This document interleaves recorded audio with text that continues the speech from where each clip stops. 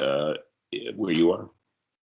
Not to a huge amount. I think that the vaccine rollout has been pretty successful, or certainly was successful when you compare it to the other EU countries. I think we're slightly behind now, but what we saw was across a large proportion of society by age and demographic, etc., quite a high uptake for the first vaccine. Inevitably, the second dose, I think, was probably about 80% of the first uptake, and now we're rolling out this booster, which people aren't really taking.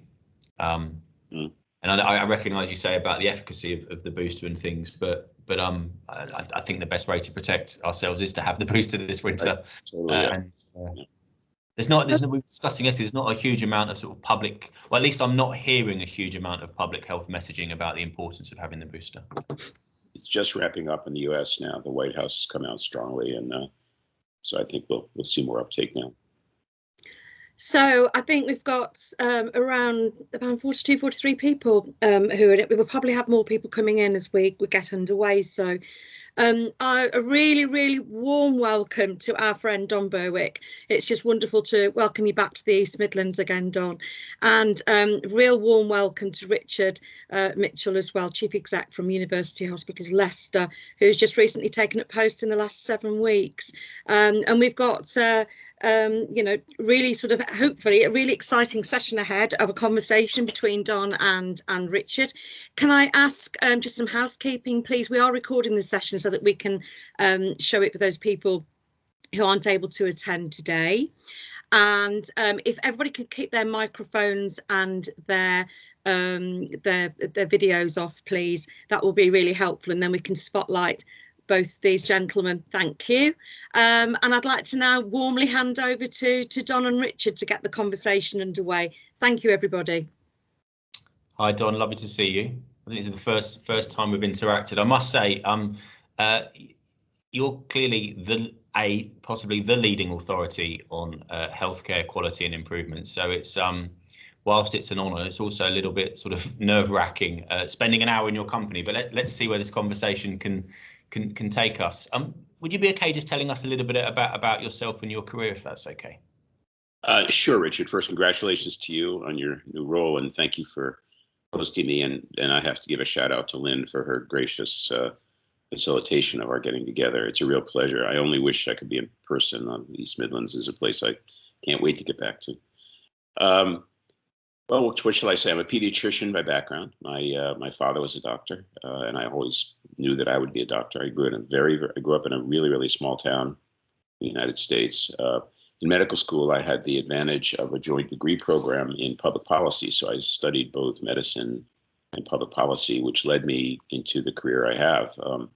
I practiced pediatrics for about 20 years, but also became very interested in systems and quality of care and management leadership. And about 30 years ago, colleagues of mine and I in the United States started the nonprofit organization, the Institute for Healthcare Improvement, IHI, and our mission was to try to bring modern scientific approaches to improvement into the healthcare system. Other industries had really pioneered in understanding how things get better. And the bottom line is things don't get better by yelling at the system or the people. Blame and shame, even incentives, don't really have good effects on continual improvement. But the flip side of that is there are scientific approaches which I began to study and learn with colleagues, and that were the foundation for IHI's work. Over the 30 years, that organization became global. My own journeys in the UK began in 1996 when Sir Alan Langlands was running the National Health Service. He asked me to come over, and I'd never stopped. I'd spent more time in the UK than any other country in the world except my own, and came to be a real admirer of the NHS and its achievements and its potential. I was at IHI for 20 years, and then President Obama, when he got elected, asked me to come to Washington to run our federal healthcare insurance system, the Medicare and Medicaid system, the Centers for Medicare and Medicaid Services, where I spent a year and a half as the administrator. It was a highly politicized time, and the Republicans in Congress were opposing the president and refused to keep me in place. I returned to Massachusetts, ran for governor. Actually, I had a short political career. I didn't win, but I had a wonderful time. And then I returned to IHI, where I'm now a senior fellow and president emeritus with a number of wonderful projects that I oversee. I also on the faculty at Harvard School of Public Health and Harvard Medical School, have been through most of my life. Father of four, each of them has a spouse, and I have 8 grandchildren. My wife, Anne, is an environmental lawyer who has had a series of jobs on sustainability and environment. She was Undersecretary for Energy in Massachusetts. She was the chair of our Public Utilities Commission. She's now Sustainability Director for our city, Newton, Massachusetts. So I've had a very fortunate career, and I must say, Richard, that the UK and the NHS have been quite central to my work for many decades, and it's a privilege to spend time with you. Thank you. Absolutely fascinating career today. Just before I give you just briefly a bit about myself, before I forget, I wasn't aware about you running for governor. So what did you, that must have been a different experience to some of the other things you've done. What did you learn about yourself or learn about politics from that experience? I had been at a very high level in the American federal government, and saw the potential for government to lead progressive changes that I care deeply about, and decided to try to become a government executive to see if I could bring the modern approaches to improvement into the government sector in the state, as I had at the federal government. It was a great experience. I learned that it's really hard.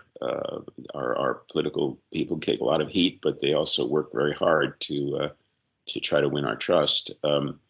I think the main message I took away was, this is going to sound kind of naive, but it's the good heart of communities.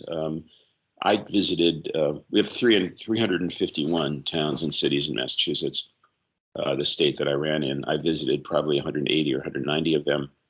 In every single occasion out in the field, as I met people in their living rooms and libraries and schools, they cared about the well-being of their locality, their community. All of the anger and divisiveness and hostility that I had experienced at the federal level almost dissolved, as if we talked about how good the schools were, or concerns about security for neighbors. It was quite a compelling experience for me. I developed a lot of respect for people's caring at the locality level. That may be my number one takeaway. I think on the other side, there's a lot of misunderstanding. You know, we've unfortunately had leaders in my country who have foisted misinformation and misunderstanding about important issues and fostered divisiveness. And so often I'd be talking about an issue like healthcare and find that these good people in the public were quite ill-informed about what the issues, the stakes were, and the possibilities, but they were ready for dialogue. So it was a great experience. I wish I'd won, but given that I didn't, it was still a wonderful time in my life. Thank you for sharing that. So briefly, a bit about me for your benefit and for the colleagues who are listening in. So I grew up in London. I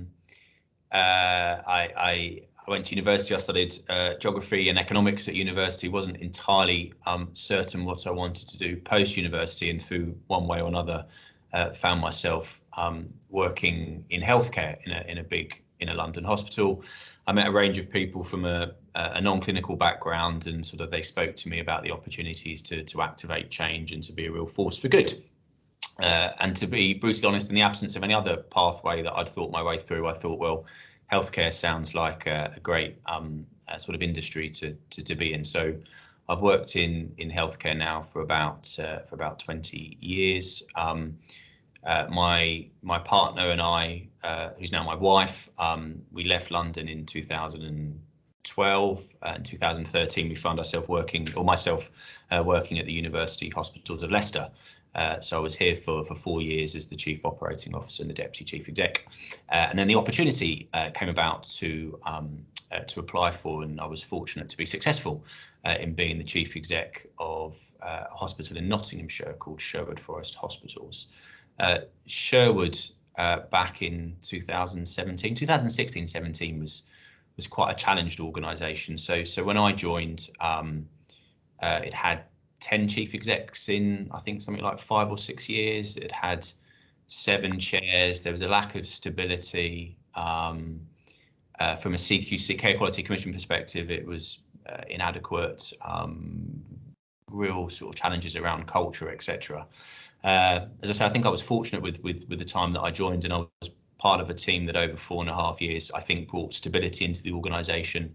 I think fundamentally we were able to look after people, to enable them to take decisions, to have greater autonomy, which I sense ties into your philosophy.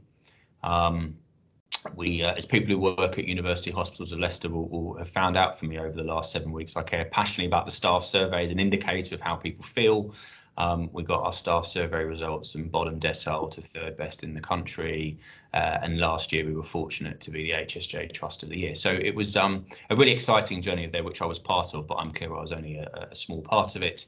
And then the opportunity to come back to Leicester Hospitals arose earlier this year, and I've been back for 7 weeks, and I'm delighted to be part of a team who provide care to my family and to the people in our village and beyond. And as you've been describing, I think hospitals and healthcare working in partnership with local authorities and the voluntary service and primary care have a huge opportunity to be a force for good, certainly for the patients that use our services, but also for the people who work here. I think you get people into a good place in their working lives. It's good for their own mental health at work. There's a load of evidence, as you will know better than I do, that when you look after people, it translates into safer care to patients. And I also think there's an intrinsic relationship between the time we spend at home and the time that we are away from work.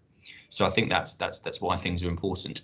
But just tying that and back to sort of your introduction, Don, what forgive me if my interpretation of your philosophy is sort of I've simplified it too much, but what I'm hearing from you is an idea about sort of if you look after people and you care for them and you give them the support and the autonomy, good things happen. I don't see that. If that is, and first of all, have I misunderstood what you're describing? Is that far too simplistic? But secondly, if I'm broadly aligned with what you're saying there, through the lens of healthcare, why don't we see people translating that way of working consistently? That's pretty close to what I believe. Richard, I'd love to know more about how you thought about and what you learned as you turned around Sherwood Forest hospitals. It would be lessons for me, but I don't think there's any cookbook answer to how to lead for improvement. But I do have a lot of regard for the work of W. Edwards Deming, who was a great scholar of improvement of the last century. Deming's work was the first work I encountered that kind of opened my eyes to the kind of management and leadership philosophy you're going for here.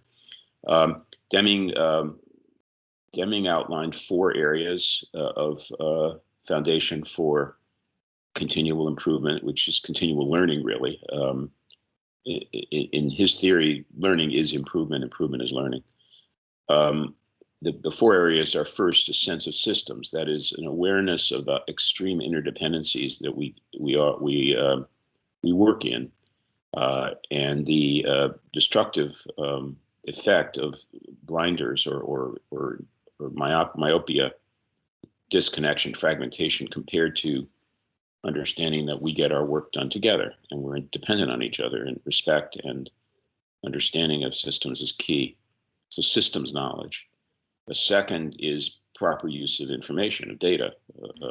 It's really hard to get better if you don't know how you're doing. That's true for every athlete, every cook, every husband or wife, and it's true for healthcare. So you have to have a way to sense how you are.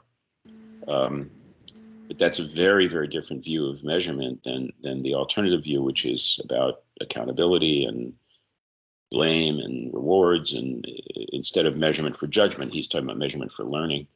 The third area he talked about was closest to what you were talking about. He called it psychology, but it's really, I think it's respect. It's the idea that most people are trying hard most of the time to be proud of their work, and a sense of inclusion and teamwork, mutual respect, dignity,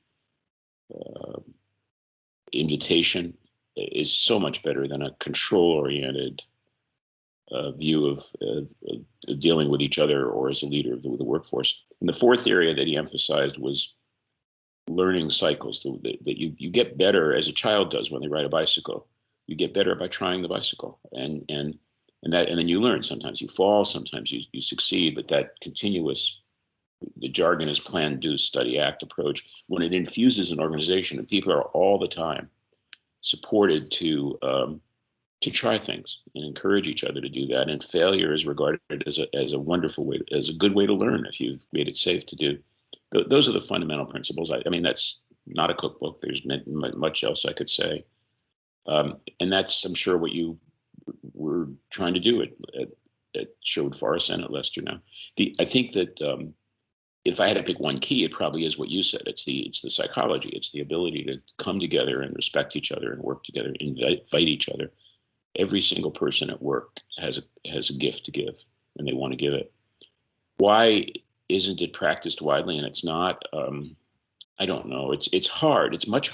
The alternative approach is a command and control, incentive-based, authority-based approach, which is somewhat easier. You just, you say to the workforce, get this done, and I don't care how you do it, just get it done, and you'll be accountable for the result.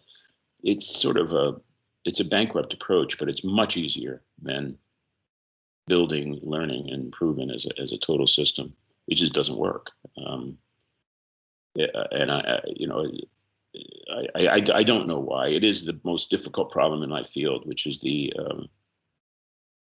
deep roots behind this other way of acting. It's called reliance on inspection for improvement. That's the terminology used in other industries. It doesn't work, but it's deeply embedded. Once you shift, and great leaders in the NHS have known this for years. They've taught me this. Once you change and adopt a attitude of support and learning, dignity, respect, it's so much better. I mean, it's more fun. You get more done. So that's the best answer I give. It's not a very good one. No, it's a brilliant answer, and I was relieved that you said that you're still not entirely certain why organisations and individuals don't go down the route that enables sort of the activation of wider change, because it's something that's perplexed me for a long time. So what you laid out there is the sort of the framework, the 4 points from Deming, which makes perfect sense in terms of sort of the way that I've interpreted them. And your point was about learning from Sherwood and Leicester. So when I was given the opportunity to join Sherwood as the chief exec, as a first-time chief exec, I recognised that I represented a risk to the organisation, because I'm coming in possibly with all of these ideas, but I haven't proven my ability to lead at a chief exec level. But also, I recognised, to be honest, that the organisation represented a risk to me. As I said, 10 chief execs over a short period of time. I didn't want to be the 10th person letting the team down.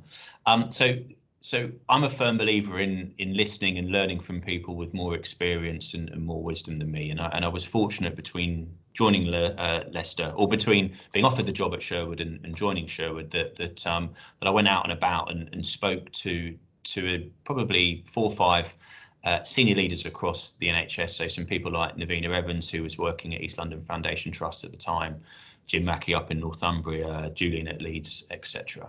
And what I wanted to do was identify people who had achieved 2 things: people who had been part of an organisation that had delivered sustainably, and people who had a reputation for the how they had gone about things, ways which I think are in line, Dom, with your thoughts. And I spoke to all these people and sort of, and David Dalton up at Salford, actually, and I wrote down sort of all of the things that they were telling me, and I came up sort of with a structure or a framework that I felt. Just lost your voice. Thank you. Yes, so I don't know what happened there. Went on to mute. Apologies. So so we came up with a framework based around what people had described, and we sat down with the senior team at Sherwood, John McDonald, the chair there, and I. And the 5 things that we focused on, and it was sort of a cycle of improvement. The first bit was probably the same point as the psychology third point you made. The first point here was about the culture in the organisation, being absolutely clear about what was accepted, fundamentally trying to ensure that people felt that they had an organisation that looked after them, that they would be psychological safety, tied into that, making changes so that interactions over a period of time with people's line managers were more effective than they had been in the past. Maybe we can come back into the relationships between individuals and line managers in a moment, but taking a whole series of steps to, over a period of time, shift the organisation's culture. I think when you can do that, you then begin to increase the second point, your ability to retain and to recruit the top talent. So people begin to feel that things are different in the organisation, and they start saying to colleagues and friends in other organisations, actually something is happening here. How about you come in and work here? So you're then strengthening the core nucleus of the people that you've got in the organisation. The third point then is a relentless focus around the quality, the safety, the patient experience. And I don't know about you, but I think a lot of organisations jump to that third stage, and you see people having the conversations about the quality, the safety is unacceptable. You just need to sort it out. And you think, well, your point about positive intent, people come to work to do a good job. Let's deconstruct why that good job isn't happening consistently. And I personally think the reason why is, you go back to the first point, it's about the culture in the organisation. It's the way that they're being treated by the people that they interact with. The fourth point is about doing everything possible to communicate relentlessly. I think we live in a world where it's become very popular just to communicate the good stuff on social media, and isn't my life amazing, etc., etc. And that's not the reality, and no organisation is perfect. And I think the best organisation, and I think just as a chief exec or a senior leader, just communicating things are great is really dangerous, because it doesn't resonate with the people in your organisation. And I remember interacting with someone who was relentlessly positive, which was a fantastic character trait, but it left me thinking that maybe I wasn't as resilient as I could be. Or when I was having my difficult days and they weren't, I thought, hang on, what's going on here? So I think personal vulnerability, being open, keep celebrating the good stuff, but also recognizing the things that needs to improve, I think motivates people. And then the final point is around, and we might want to touch on this, is about system working and the ability to work beyond the boundaries of an organisation. I think it is, before this conversation began, we were touching on COVID and winter and things like that, and it's very difficult, whether it's in the NHS or probably in America, to think about the transactional day-to-day and the true transformational work. But inevitably, the transformational job has to begin at some point. Otherwise, we'll be living hand to mouth. So what we try to do at Sherwood is to play a positive leader across the system, but also evidencing a level of humility about the willingness to be led by others. So they're the 5 things that we focused on. And one of the things that really motivates me is which of the bits in there that could translate to another organisation, i.e. Leicester, and which are the bits that need to change. Because I think organisations, most organisations have many things that they are shared sort of similarities, and then there's also clearly going to be points of difference as well. I think that's a brilliant framing. That list sounds wonderful to me, Richard. A few reflections on it. First, I love that you sought mentors. The list of people you sought out. I'd add Peter Homa to that list, whose record of the kind of compassionate leadership that you're describing, I think, was one of the most instructive I've ever seen. Navina Evans did something very interesting at East London Foundation Trust when she began to really organize around improvement, vast improvement. She did begin with staff, making sure that, as you put it, the culture, the sense of safety and togetherness and respect would be infusing there. My colleague Maureen Bizignano from the Institute for Healthcare Improvement, my successor CEO, has said, you cannot give what you do not have. And people who don't feel respected have trouble giving respect. People who don't feel that they're helped when they're down can't help others when they're down. And I think your instinct to begin with that culture side and the sense of respect and togetherness is crucial. One of my mentors was Paul O'Neill was president of Alcoa Company and then Secretary of Treasury in the United States. And Paul told me once that he said a precondition for excellence in an organization is that everyone can say three things all the time. The first is that I'm treated with dignity and respect by everyone I encounter. The second is I have the tools and support to do the work that adds meaning to my life. And the third is somebody notices. And I've always taken that with me. It's the first category you talked about. I do think you're right. It leads to retention and a sense of pride and joy in work. And when Dr. Deming used to talk about pride in work. He said all people want is a chance to be proud of their work.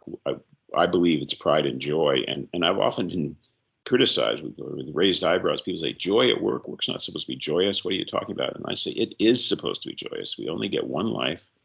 We in healthcare are privileged to do work that should feel good, hard, but good. And so that if you do it right, there is joy and people stay. And I think you're absolutely right. And you're putting it on the list.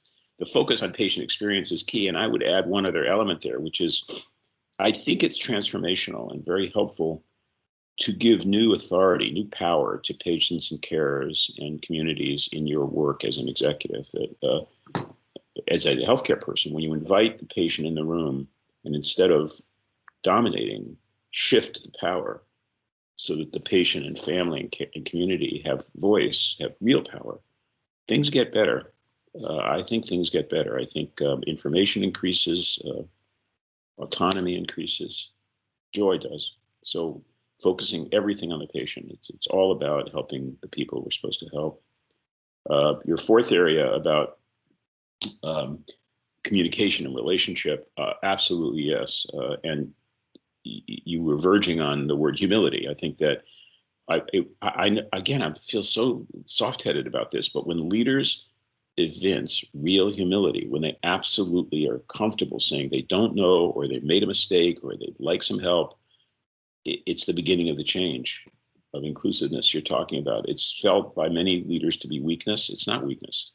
It's modeling a kind of strength, which is, please help me. I think that correctly done, that can set the stage for valuing information that's needed for improvement. The Japanese say every defect is a treasure. Because only when you can see what's going improperly can you begin to say, let's get together, let's take this hill, let's change it. There's a word that I've picked up from a wonderful American, Brian Stevenson, who works on criminal justice. He calls it proximity. He asked the question, why is our criminal justice system so cruel? Why is it not restored? And he said one reason is that we regard the people who are justice involved as so far from us. There's no proximity. And every single time you build proximity, things get better. And I think a lot of what you're talking about, and I'm sure if I'd watched you at Sherwood Forest, I would have seen it, is that it's being really in touch with the workforce and the patients in a truly authentic way every day, because they're the same as you, and if you spend time with the people, you start to understand what the circumstances are that you may be able to help with. So I love what you talked about. The last one, the system working, is very tough. I mean, we don't, in healthcare, in all our countries, we built healthcare largely in fragments. And I think that it just doesn't work. That's not how people experience their illnesses or their lives. And building this, you say, system working is true. Both it's within healthcare and across boundaries into communities.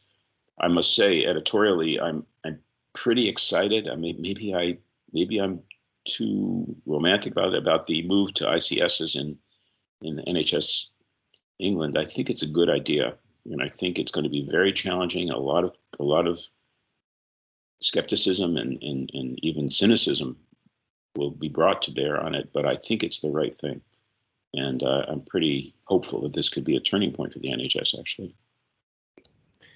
So maybe in a moment we could touch on integrated care and the benefits and the disbenefits to it. I've just remembered that this is a conversation and other people are listening in as well. For a point there, I was just listening so intently I'd forgotten we had other colleagues with us. So if anyone's got any questions for Don, please put them in the chat room and I'll bring them to his attention. Just before we touch on that and go on to integrated care. What struck me is for a large proportion of your career, you've been in a real position of influence where you working with others, you can sort of be clear about the culture that you and others are willing to accept. And for the last 4.5 years of my career recently, I've been in a position where I can influence huge amounts of change. But the reality is for the vast majority of people in our organisations and for many people on this call that we are senior leaders, but we probably don't have the influence that we would like, the influence that you've had and the influence that I've had most recently. So I was doing a bit of research yesterday, and in your review into patient safety, A Promise to Learn in 2013, my understanding was you wrote sort of an open letter to clinicians, managers and all staff. And part of it you said, but as you probably also know, real sustainable active improvement depends far more on learning and growth than on rules and regulations. Well, many of us work in organisations that are focused on rules and regulations. And the quote you said earlier about you cannot give what you do not have, a lot of our people do not have the autonomy that they need to be doing their job effectively.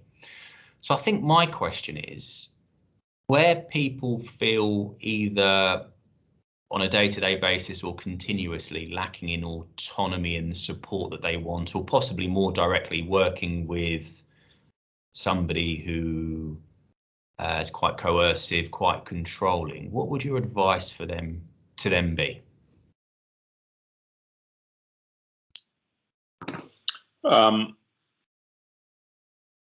Well, first,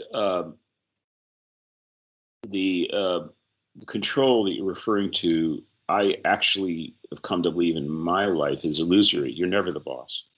The way to influence is not through command, it's through example and invitation. And so I think some of the people who are acting as if they were in control of things are tricking themselves. You can't, it doesn't work. Power is illusory in a lot of ways when you act that way.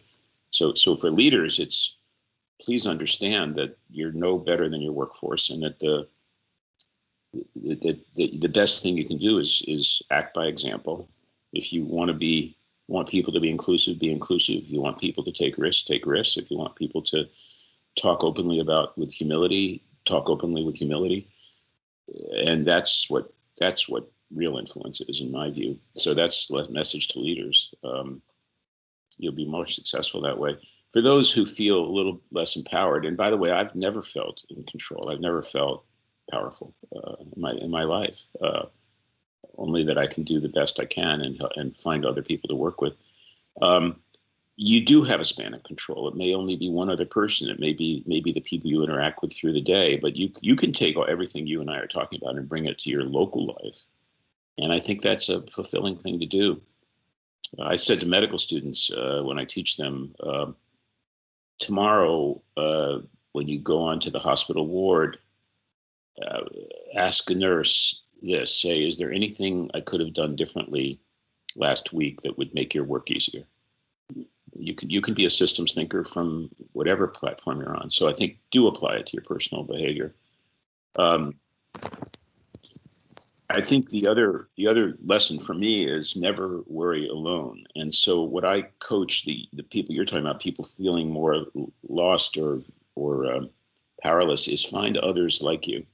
Because if 3 is more than 3 times 1, and if you can find colleagues who are thinking what you're feeling what you're feeling, want the changes you make, you can begin the process together. And so I'm very much a fan of learning sets and voluntary association of people that really want to begin to change things together.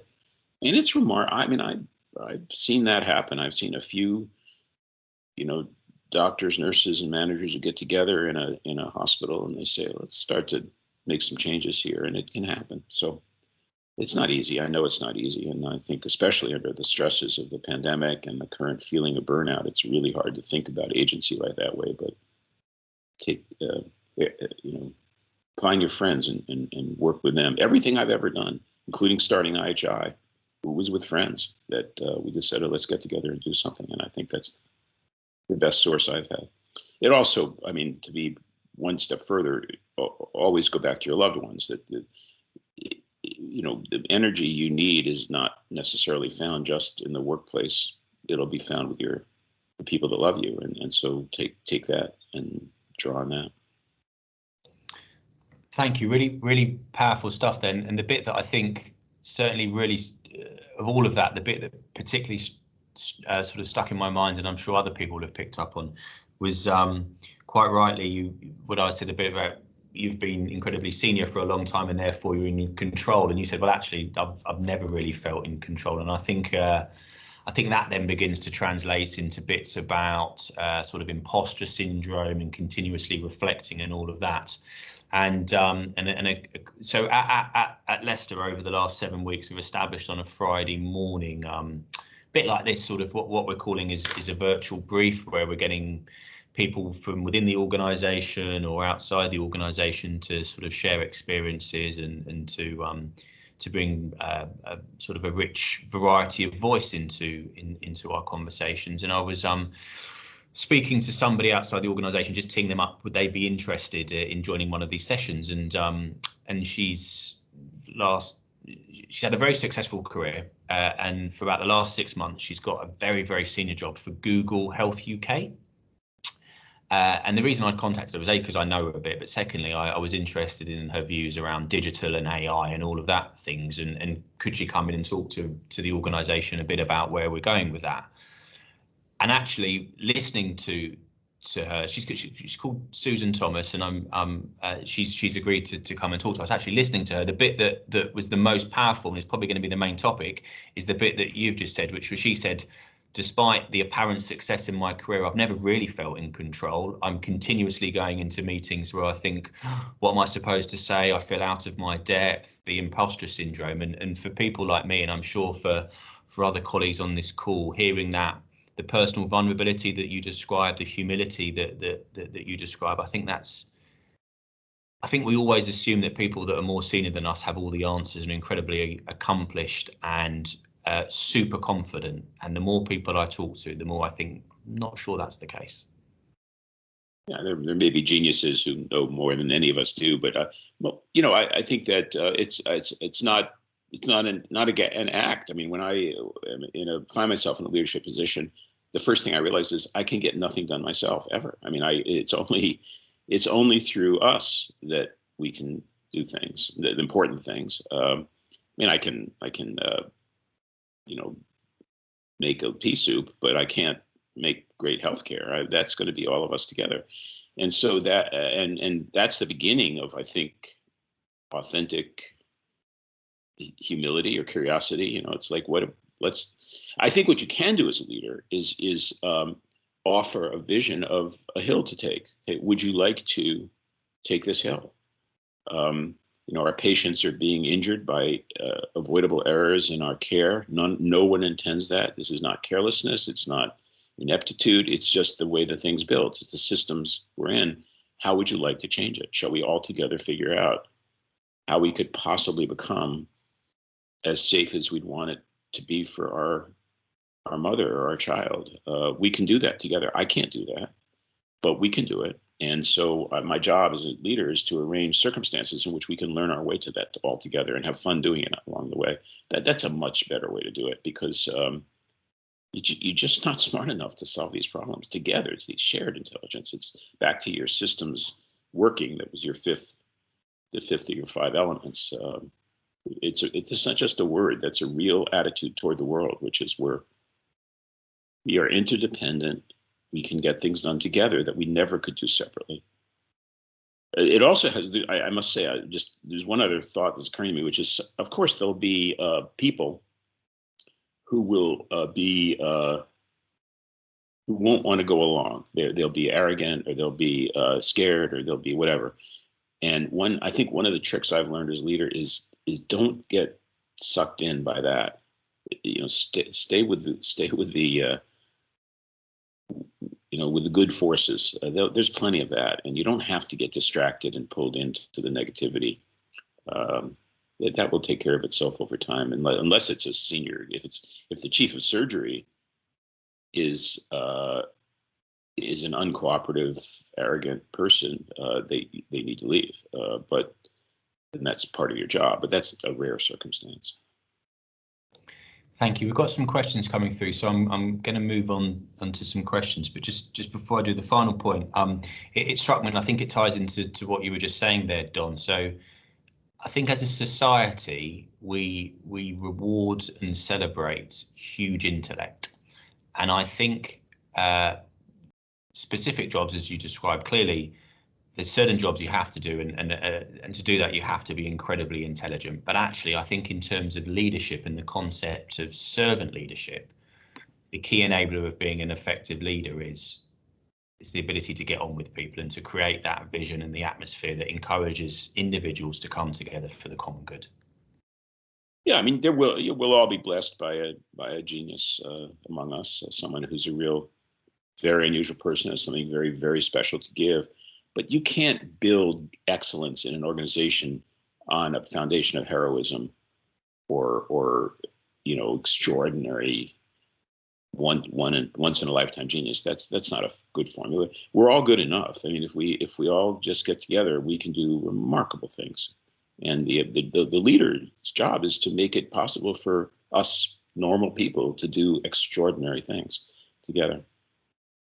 Perfect, thank you. So the first question is from Karen. Thank you for your question. It's I think it ties into some of the themes that have come up so far. It says, how do we move people to learning and growth if we focus so much on time-limited targets, constant reporting and firefighting?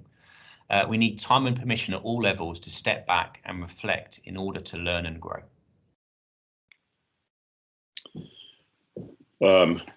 Could we move on to an easy question? Karen, thanks for the question. Okay, so let me take it two ways. As Richard was saying earlier, the general approach kind of in the world is not toward learning and growth right now in organizations. It's toward control and pressure. I don't think that's going to change too fast. So partly, I don't know, Karen, what level of executive you are, but I've developed the thought, and maybe this isn't right, that an executive partly has to open an umbrella for the organization, because this outside pressure, the inspection-oriented target setting is rain. It rains on the possibility of actual growth and development. And so there has to be a mature conversation between the executive and the workforce saying, look, I know this stuff is happening. It's happening to me too, but we only have one life. Why don't we really get down to improving what we want to improve? And we'll take care of the rain. We'll be able to be good enough to sustain that. I think I think that is one of the jobs in a surveillant negative culture, if that's what's going on around you. The targets can be taken two ways. When it's externally implied, do this or heads will roll, that's totally bad for learning. But all of us can benefit from setting some ambitious goals among us. I remember the 100,000 Lives campaign, which the Institute for Healthcare Improvement ran in my time there. We challenged the American healthcare system to save 100,000 lives in 18 months through improving safety. And we laid out some very bold, almost crazy levels of targets, but not targets from outside, ambition from within. And I actually think the workforces welcome exciting ambitions around what we really could do differently and change. And so it's not the idea of setting a bold goal that's the problem. It's the idea of how that goal is pursued. And if it's pursued with negativity and rewards and punishments, it won't work. If it's pursued with a sense of ambition and excitement, it can be a real asset. Fighting fires, yeah, I mean, there will be fires. You have to put them out, but the whole idea behind the improvement that I bet on is it's continual. It's not firefighting. It's setting up for continuous learning, and it's hard to set up a culture in which learning is valued, but the payoff is enormous, and eventually it will win the day. Brilliant, thank you, and thank you again for Karen for getting the the questions going. A question from Rachel. So Rachel says, in large organisations, we tend to find bottlenecks that act as a barrier to learning and growth, to a learning and growth culture. What she's interested in is, from your experience, what are the common sticking points for restricting learning and growth within an organisation? Well, the two that occur to me, Rachel, are first, inauthentic leadership. Leaders that talk the talk about learning but don't actually do it. They're not personally engaged, and so I think it's good to invest in time and energy with boards of directors and executive groups around learning the approaches to improvement that I'm talking about. They may not have learned it before, but there is some leadership development that can help. The bottlenecks, aside from inauthentic leadership, is our middle management. Middle managers, department directors, people at kind of the second or third tier of leadership in organizations have often learned that their job is to be smarter than the workforce and to solve problems. And it's a little bit threatening when they start to say, wait a minute, you're saying that I don't actually have the solutions, that what I need to do is set up an environment in which I support the workforce to take risks and to try things and to learn. And it feels like they're losing their jobs. And so it's traditional in my field that working with that middle tier of management is really key to help them experience this wonderful transition from control to coaching. And I guess I've seen that enough to believe that it's what you're calling a bottleneck. The other bottleneck, by the way, back to the question from Karen, is all of this takes some time. You can't squeeze blood from a stone. You have to create some slack in the workforce environment so that people can spend some time learning and trying things. The investment is well worth it. The return on investment is enormous, but one of the jobs of leaders is to create just enough headroom in the organization for people to get involved in this kind of continuous learning journey. Thank you, Rachel. Great question there. There's 2 points there that you've touched on, Don, that I think come into our next two questions. So the first bit, you referenced at the beginning of that around inauthentic leadership. And Sophie's got a cracker of a question here. Sophie says, it is useful to understand the different theories of leadership and management, and certainly the psychology behind why those theories work in certain situations is interesting. However, I fear that there is a risk of good intentions being met by skepticism as such theories become more and more common knowledge. It is important for leaders to take on board these insights, but they must maintain their own authenticity in how they behave and communicate with others. Increasingly, we're seeing human behaviours and responses categorised and mapped, and this is almost making the recommended methods of modern leadership seem superficial and less in touch with the human condition than they mean to be. Does this resonate with you, and how do you stay authentic in your own leadership approach? That's a brilliant question, something that I've thought about before. I'd love to hear your thoughts about it, Richard. What do I mean? So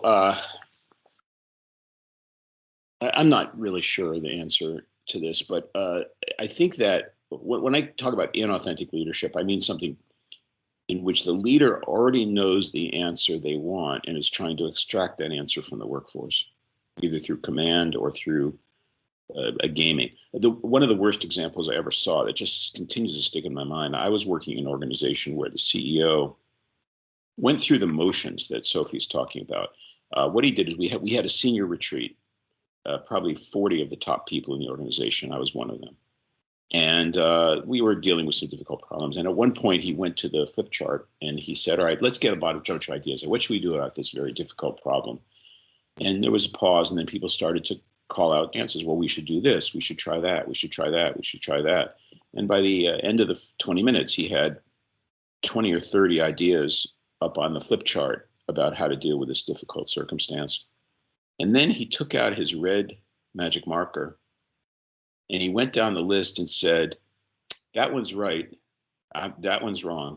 He scored it all and showed you what the answer was. Well, I mean, you could have heard the oxygen left the room. Why would people, good adults, trying hard to contribute, who just got scored as kindergartners around good and bad, ever affect that problem solving? They didn't. They just flipped back into compliant mode because the leader wasn't authentically curious, wasn't authentically humble.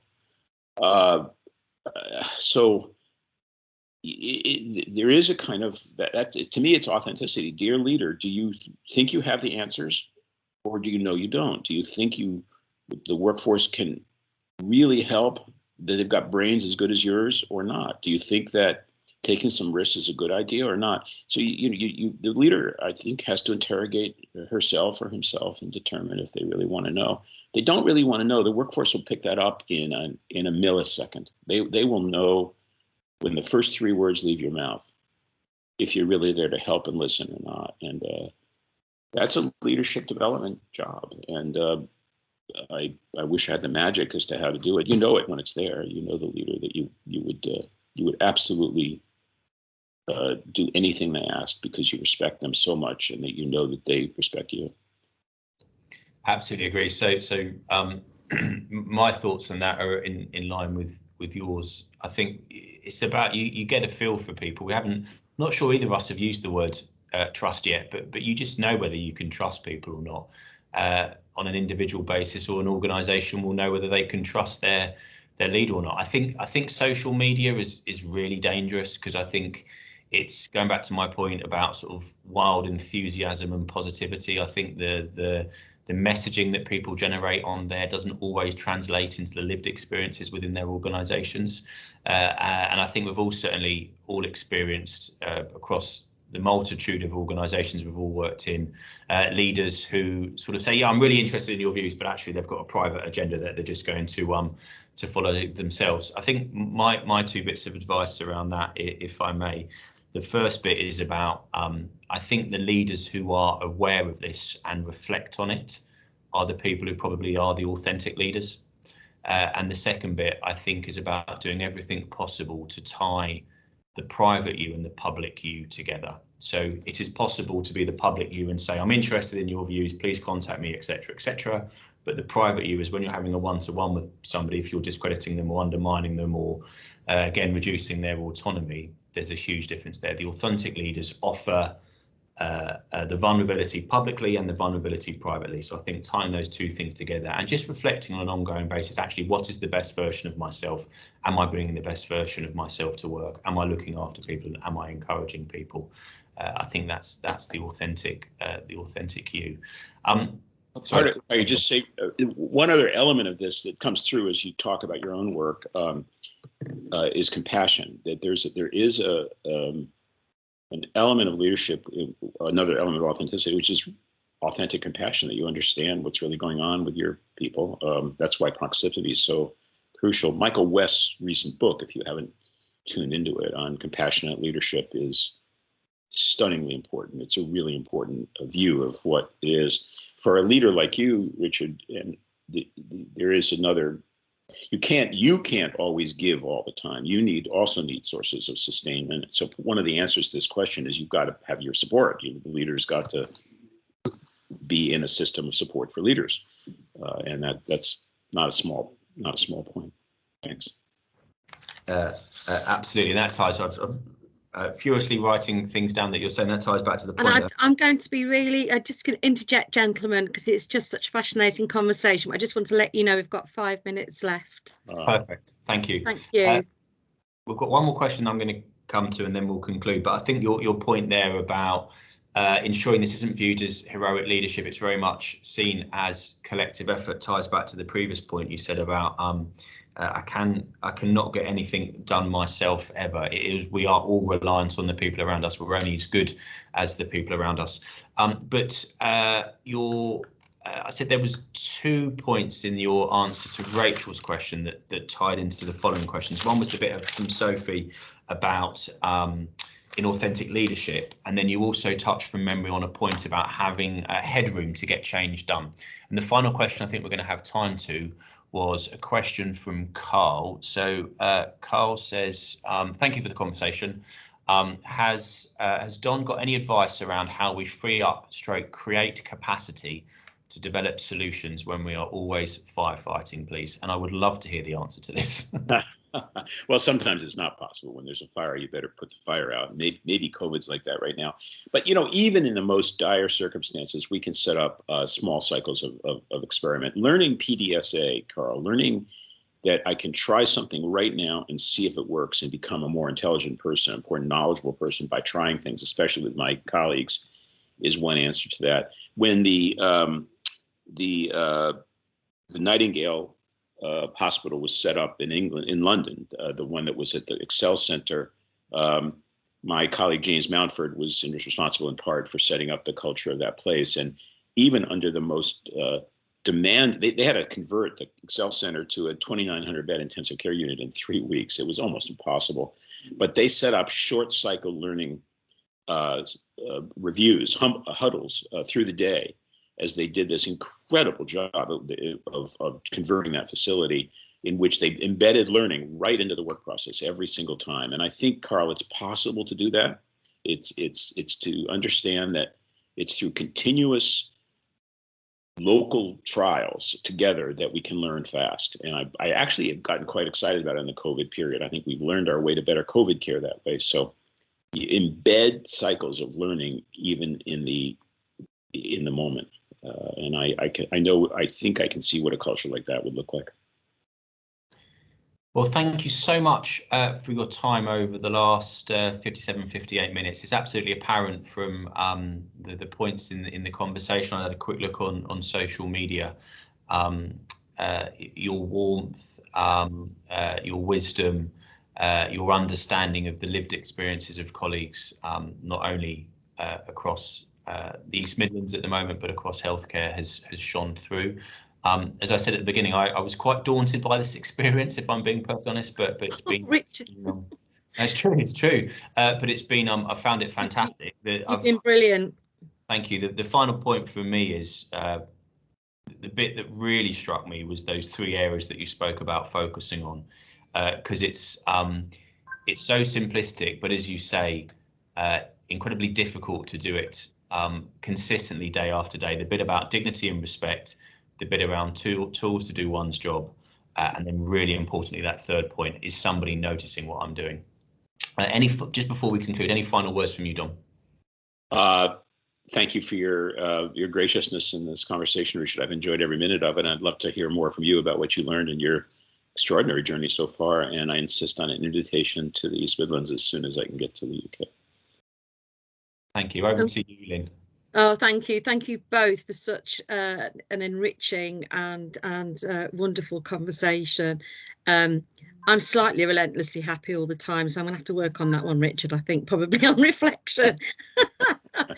But it's been absolutely fantastic once again, and we really do look forward to welcoming you into the East Midlands soon, Don. And again, once again, I can't thank you enough, because that's twice this year you've been so gracious to come along and talk to us. But we do love listening to you, and I must admit it's worked so well with the conversation between you and Richard today.